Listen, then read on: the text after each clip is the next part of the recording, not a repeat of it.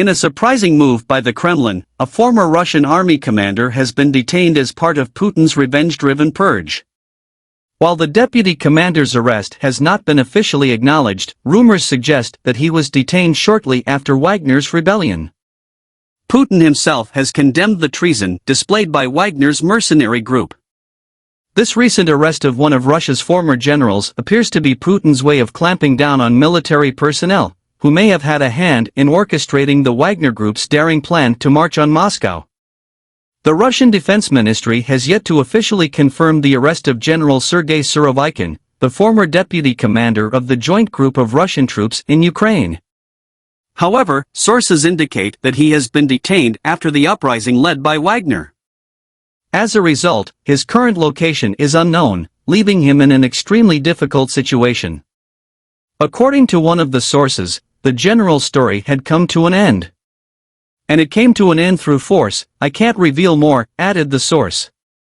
Another individual said that against the backdrop of Prigozhin, Surovikin evidently sided with Prigozhin during the uprising and found himself in serious trouble.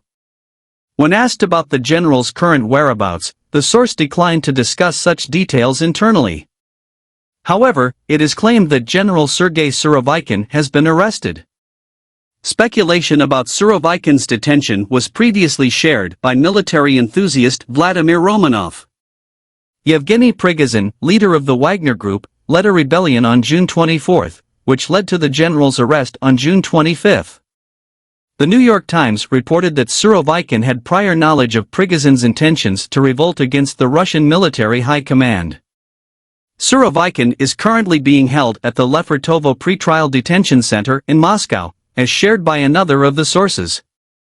An investigation is believed to be ongoing into whether Surovikin helped plan the riots and whether he became a commander marching on Moscow and posed a serious threat to the regime of President Vladimir Putin, according to U.S. officials familiar with the intelligence cited by the newspaper.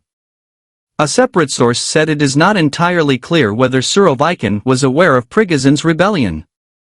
But when the general was given the task of reading the script before the camera and issuing orders to drive Prigozhin back, Surovikin showed a lack of submission and was too bold with the leadership he displayed at that precise moment, which possibly reflected his support for Wagner's boss.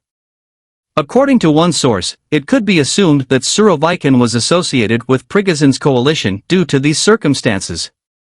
Last October, General Surovikin was appointed by Vladimir Putin as Ukraine's supreme commander in Russia. However, in January, he was appointed deputy to General Gerasimov, who was appointed by Shoigu as chief of the general staff of the Russian army. During the early hours of Friday and as the riot unfolded, Surovikin videotaped Russian troops still in Ukraine, asking them not to join Wagner. Expect more world news in our next edition, and don't forget to subscribe to our channel.